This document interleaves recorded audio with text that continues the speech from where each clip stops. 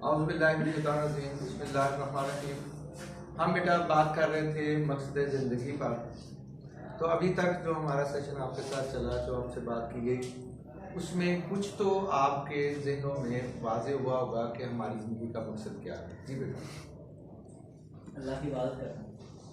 आपके नज़दीक ज़िंदगी का मकसद अल्लाह की इबादत करना, और अल्लाह की इबादत किस तरीके से की जा सकती है? उसकी शिरक ना करें, उसकी ज़ात में किसी का शिरक ना बनाए, शाबाश। और उसके अहकामात के मुताबिक ज़िंदगी गुजारें।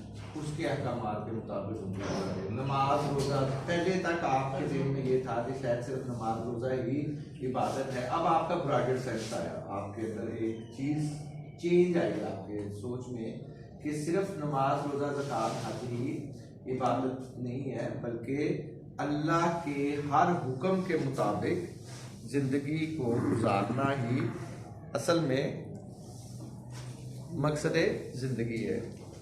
और अगर इससे हम थोड़ा सा आगे निकलें, अपने ज़हनों को आगे करें, तो आगे आ जाए बेटा, आगे आ जाए। अगर मकसद ज़िंदगी एक तो ये हुआ कि हमने अल्लाह के अहकामात को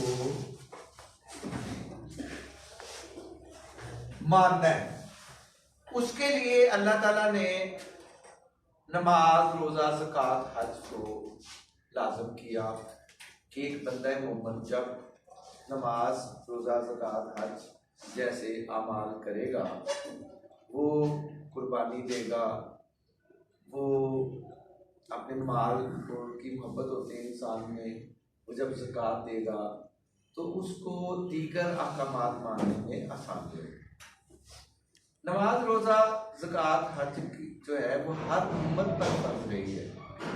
हर उम्मत ये नमाज रोज़ा ज़कात हज जैसे जो बुनियादी अहकामात हैं इस पर अमल करती रही है। अगर हम रोज़े को ही लें तो रोज़े की फर्जियत का मकसद तकवा हासिल करना है।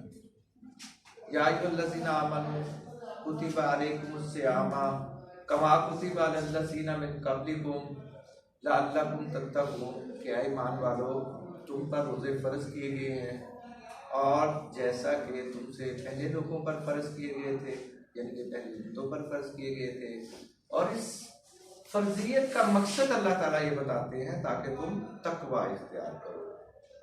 तकवा क्या है जी बेटा? तकवा क्या है जी बेटा? आप जी, परहेजगारी। शाबाश। परहेजगारी से क्या अपराध लेते हैं आप? बुरे कामों से परहेज, बुरे कामों से परहेज करना, ये तकवा है। बिल्कुल सही है, बिल्कुल सही है कि रोजे का मकसद ये हुआ कि आपने अपने अंदर एक ऐसा जज्बा पैदा करना है जिसमें आप बुराइयों से नफरत करें और नेकी करने आपके लिए आसान हो जाए। यानी कि हम दूसरे लफ्जों में यूँ कह सकते हैं कि तकवा दिल की उस कैफियत का नाम है जब बुराइयों से नफरत हो जाती है और अच्छाइयों से मोहब्बत हो जाती है। या दिल की उस कैफियत का नाम है जहां हम बुराई क्या है, गुनाह क्या है? गुनाह अल्लाह की नाफरमानी है। तो सबसे बड़ा गुनाह, जैसे कि बच्चों ने बताया कि वो शिर्क है। तो जो सबसे बड़ा गुनाह है, उस गुनाह के बाद भी एक बड़ा गुनाह है, वो है वालिदैन की नाफरमानी, वो है वालिदैन की दिल दुखाना, वो है वालिदैन के अहकामात के मुताबिक जिंदगी ना गुजारना। हमें इस कायनात में अल्लाह ताला की जात ने पैदा की है, ये बात है ना। अल्लाह ताला के एहसानात हमारे ऊपर सबसे ज्यादा है, अल्लाह ताला की करम नवाजियां हम पे ऊपर सबसे ज्यादा है। हमें सबसे ज्यादा अल्लाह से मोहब्बत करनी चाहिए। अल्लाह के बाद अल्लाह के रसूल की, जिसने हमें ईमान की दौलत से, जिसकी वजह से हम मुसलमान हुए, अल्लाह और अल्लाह के रसूल की मोहब्बत, ये अगर इकट्ठी कर दी जाए, खालिक को मखलूक के साथ नहीं मिला रहा है। अल्लाह अल्लाह है, हजरत मोहम्मद मुस्तफ़ा आखिर ज़मान नबी उसके बंदे हैं, बराबरी नहीं है, शिर्क नहीं हो सकता। लेकिन अल्लाह और अल्लाह के रसूल की मोहब्बत को मैं इकट्ठा कर रहा हूं कि दोनों को जुदा नहीं कर सकते। बात बुजुर्ग हुई, किस्सा मुख्तसर, जुदा नहीं है लेकिन वो खालिक है, वो मखलूक है, ये बात समझनी चाहिए। अब अल्लाह के बाद इस दुनिया में हम किसके मोहताज हैं सबसे ज्यादा? अपने वालिदैन के।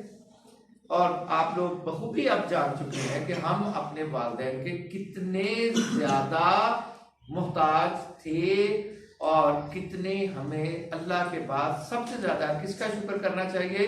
वो अल्लाह ताला के बाद वालिदैन का शुक्र करें। अल्लाह ताला कुरान पाक में कहते हैं वाशकुर रब्बुका वाली वालिदैक, कि अपना और अपने वालिदैन का शुक्र गुजार बंदा बने, उसका शुक्र अदा करे। जी बेटा। सर क्वेश्चन ये है कि ज़िंदगी के मकसद क्या हैं, ज़िंदगी किस का मकसद क्या है सर? मगर आज के दुनिया के दौर में कहा जाता है कि आपको सिर्फ ज़िंदगी का मकसद पैसा ही कमाना है, तो इसके बारे में आपका क्या ख्याल है? क्या ये गलत है या ये सही है? मैं आपसे अर्ज करता हूँ, एक बंदा मोमन और बंदा दुनिया में फर्क होता है। एक बंदा मोमन और एक बंदा दुनिया में फर्क होता है। एक मुसलमान की जिंदगी में और एक आम इंसान की जिंदगी में फर्क होता है। कैसे बेटा? देखो, हम अपनी जिंदगी को कहां से देखते हैं? हम अपने अमाल जो है वो कहां से लेते हैं? इन्नमल अमालु बिन्नियात, हमारे अमाल का दारोमदार किस पर है? हमारी नियतों पर है। ऐसे ही है? आप मेरी बात सुन रहे हैं? Yes sir. हमारे अमाल का दारोमदार हमारी नियतों पर है। हमारी नियतें कैसे बनती हैं? सवाल ये किसके ज़हन में? हमारी नियतें कहाँ से बनती हैं बेटा? हमारी नियतें हमारी सोच से बनती हैं। और हमारी सोच कहाँ से बनती है? जो हमारे अकायद होते हैं। तो सबसे लाजमी चीज़ क्या होती है? हमारे अकायद। हम जिंदगी के बारे में क्या तसव्वुर रखते हैं? आप क्या लगते हैं? आप जिंदगी के बारे में क्या तसव्वुर रखते हैं? अभी देखिए, पहले जिंदगी का मकसद जानने से पहले जिंदगी के बारे में तसव्वुर होना चाहिए। एक अल्लाह का तोहफा। एक मुसलमान का मकसद ये होता है कि हम इस दुनिया में आए हैं लियब्लुवकुम अय्युकुम अहसनु अमला। जिंदगी और मौत का मकसद क्या है? अल्लाह खुद बताता है। बड़े वाज़ेह बातें हैं बेटा।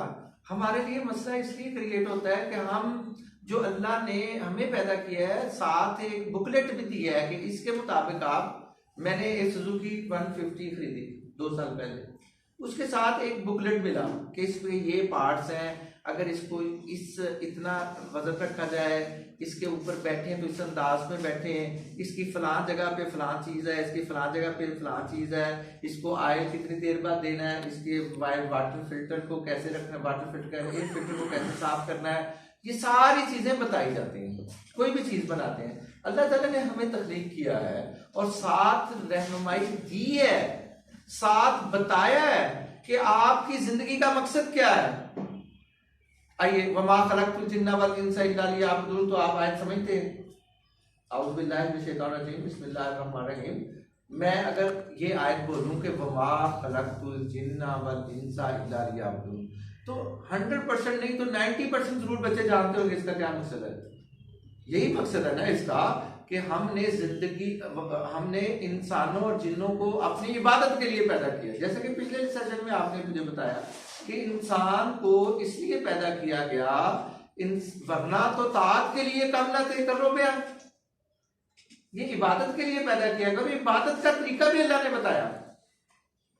अल्लाह की बातों को जो समझते थे उनमें से एक बड़ा समझने वाला कौन था? अल्लामा इकबाल थे, शायर थे, फलसफी थे। फलसफी जानते होते हैं फिलासफी को, फलसफी जानते होते हैं फिलासफी को, जिंदगी की फिलासफी को, और उनकी अपनी कोई सोच नहीं होती, वो कुरान और हदीस से ली होती है। जैसे जब अल्लाह ताला ने जब शुरू किया ना इंसान को बनाना, तो फरिश्तों ने कहा कि जनाब आप क्यों बनाते हैं? आप ऐसे इंसान को बना लेंगे जो लड़ाई झगड़ा करेगा, जिसकी सृष्टि में लड़ाई झगड़ा होगा, जिसकी सृष्टि में जो है वो सरकशी होगी, जो लड़ेगा, जो फसाद मचाएगा। हम आपकी इबादत के लिए यहाँ मौजूद है, हम है ना आपकी इबादत के लिए, तो आप इंसान क्यों बनाते? इसका मतलब फरिश्तों को पहले से इल्म था? ऐसा नहीं है। अल्लाह ने पहले बताया था, अल्लाह ने बताया था कि मैं ऐसा इंसान बनाने लगा हूं जो ये काम करेगा। इसलिए फरिश्तों ने कहा कि क्या तू ऐसे लोगों को बनाने लगा है जो पुण्य करेगा, जो मतलब ये कि फितना फसाद मचाएगा। तो अल्लाह ताला ने कहा कि मैं वो जानता हूँ जो तुम नहीं जानते। तो अल्लाह ताला ने जब फरिश्तों को बनाया, इंसान को बनाया, तो क्या अल्लाह के ज़हन में था?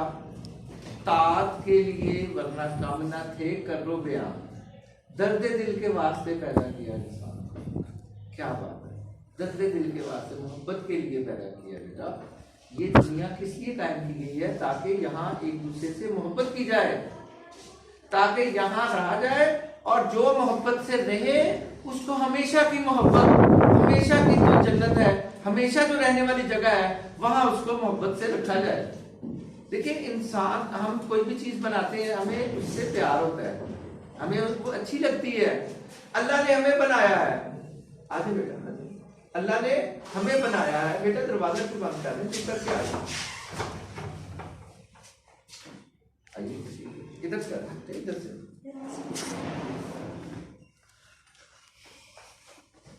जी बेटा, अल्लाह ने हमें बनाया है, अल्लाह हमसे मोहब्बत रखता है, इसलिए एक एहसास हमारे दिलों में आज जानबूझी हो जाना चाहिए। इधर देखिए बेटा, सुने, हमें क्या एहसास पैदा हो जाना चाहिए? जी बेटा देखिए, जी हमारे अंदर क्या एहसास पैदा हो जाना चाहिए कि अल्लाह हमें मोहब्बत से देख रहा है, अल्लाह हमें मोहब्बत से देख रहा है। बेटा उसको बता देना कि पीछे से आना, अल्लाह हमें मोहब्बत से देख रहा है। जी बेटा आपके ज़हन में ये है, आपके ज़हन में, बेटा आपसे बात कर रहा हूँ, आपके ज़हन में ये है कि अल्लाह आपको मोहब्बत से देख रहा है? सर अल्लाह का मोहब्बत से देख रहा, और आप भी। जी बेटा, जितनी बात पूछी जाए बेटा उतनी सर देख रहा है, अल्लाह आपको मोहब्बत से देख रहा है। आप क्या समझते हैं कि आपकी जिंदगी का मकसद क्या है? सर फिलहाल पढ़ाई करना, और वैसे ये पूरी जिंदगी का मकसद है? बड़े होकर सारे, नहीं, वैसे आपका अल्लाह ने क्यों पैदा किया है? और भी लोग थे, फरिश्ते भी थे, तो इंसान को क्यों पैदा किया? सारी इबादत के लिए। इबादत के लिए। इबादत के मुख्तलिफ तरीके हैं, यस सर। वो क्या हैं? सारे इबादत तो हजारों तरफ से, हजारों तरीकों से भी हो सकती है। बताएं ना बेटा, वही तो हम जानना चाह रहे हैं। सर मोश रहना भी इबादत है, बिल्कुल एक सही मस्जिद में जो 5 टाइम पढ़ता है वो भी इबादत है, शाबाश, और किसी से अदब से भी बोलना इबादत है, शाबाश, और बड़ों का एहतराम भी करना एक इबादत है, शाबाश, वो भी करते हैं। और किसी को हंसाना भी एक इबादत है। इबादत है, बिल्कुल सही है। दुखी लोगों की खिदमत करते हैं आप, और जो भी करना आप समझते, इसको हाथ में पकड़ लें बेटा। हाथ में पकड़ लो। जी बेटा, शाबाश बेटा। बेटा अब मैंने ये देखा है कि यहाँ जितने भी बच्चे हैं उनमें सबसे ज्यादा कॉन्फिडेंट आप हैं। यस सर, और आप अल्हम्दुलिल्लाह सर, जिंदगी कभी में- शुरू नहीं किया अपने आप के साथ। जी बेटा, और जिंदगी में आप आगे निकल सकते हैं सर ज्यादा आपको- ना आगे चले जाए, लेकिन- वापस ना आ सके बंदा। जी बेटा, आप ये बताओ कि जब अल्लाह आपको इतनी सलाहियतें दी है, तो क्या आपसे जब वो पूछेगा, बेटा ये आवाज साफ करो, जब वो आपसे पूछेगा कि मैंने इतनी सलाहियतें दी, इतना प्यारा बनाया, तो आपने क्या किया? सुम्मा लतुसअलुन्ना यौमइज़िन अनिन नईम, मेरी पहले बात सुने, सुम्मा फिर लतुसअलुन्ना अन करीब आपसे पूछा जाएगा, अनिन नईम तुम्हारी जो नेमतें हैं उसके बारे में पूछा जाएगा। बेटा इसमें बात करें, आप इसमें बात करें। जी बेटा इसमें बात करें। किधर करना सर? बेटा आप इसको पकड़ें, इसको हाथ में पकड़ें। हाथ में पकड़ लो फिर छोड़ देते हैं। जी बेटा आप बताएं। शाबाश बेटा, मुझे बड़ा खुशी हुई है कि यहाँ कोई ऐसा कॉन्फिडेंट बच्चा है जो मुझे मेरे बातों का जवाब सर एक मिनट मैं डाल लूँ, सर डाल या बोले। जी बेटा शाबाश, मैं बहुत खुश हूँ। Thank you sir, I am thank you. बेटा हम बात कर रहे थे कि इबादत के इबादत के तरीके। शाबाश बेटा, आप सबको फायदा हो रहा है ना इस बात का कि हंसने से सर सेहत अच्छी होती है, मुझे एक साल लगता है। अब आप बताएं ना, हमारा फायदा करें कि हमें ये बताएं कि हम कौन कौन से तरीकों से इबादत कर सकते हैं। सर इसका आसानी से यही जवाब है कि बंदा बुराई छोड़ दे और शाबाश, नतीजे रास्ते बुराई चले। ना करना भी इबादत है। जैसे आपने कहा ना खामोश रहना, कि बुरा बोलने से बेहतर है कि आप खामोश रहें। बेटा देखो अल्लाह ताला क्या कहते हैं, मैं आपको बताता हूँ, आपको पता है, मैं सिर्फ आपको याद दहानी करा रहा हूँ कि बाकी बच्चों की तवज्जो इधर दिला रहा हूँ आपके जरिए से। बेटा मैं कर रहा हूँ, उनकी तरफ कैमरा करो। क्या तुम पैसे किसके लेती हो तुम? तुम्हें सिर्फ पकड़ने के पैसे देते हैं। अच्छा सही से बेटे मैं बात कर रहा हूँ। Yes sir. जी देखिए बेटा, मैंने इस वीडियो को इंशाल्लाह नई पुराना टीचर चैनल पर भी लगाऊंगा। और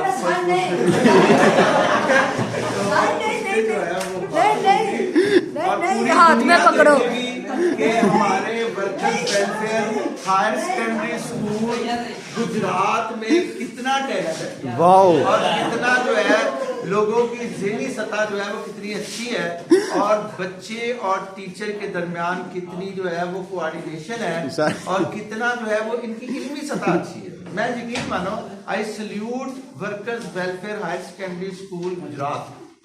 मेरा पूरी 27 साल में 28 बल्कि 30 साल में जितने इदारों में पढ़ाया है, सबसे अच्छा मुझे workers welfare school higher secondary school Gujarat लगा। वाओ, सुभान अल्लाह, माशाअल्लाह। प्रिंसिपल आपके साथ है, ऐसा ना हो कि हमारी तालियों पर पाबंदी लग जाए। Yes sir. वो बात को आगे कंटिन्यू करें बेटा, अगर आपकी इजाजत हो। तस्लीम रखते हैं, आप नहीं बोलिएगा। साहब चैनल पे ना आना चाहिए, इस तरह फिर मशहूरी होती है, बंदे देखेंगे बनेंगे। ये क्या कर रहे हैं आप?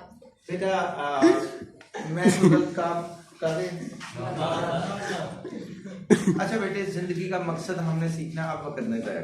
Yes sir. ठीक है, जिंदगी का एक मकसद ये भी है कि जिंदगी की कदर को पहचाना जाए, अपने आप को पहचाना जाए। हम इस दुनिया में अपने आप को पहचाने, अपने मुकाम को पहचाने, और आइए मैं आपके साथ उस मुकाम की तरफ आपको लेके चलता हूँ। जी बेटा, पकड़ के आगे जाओ।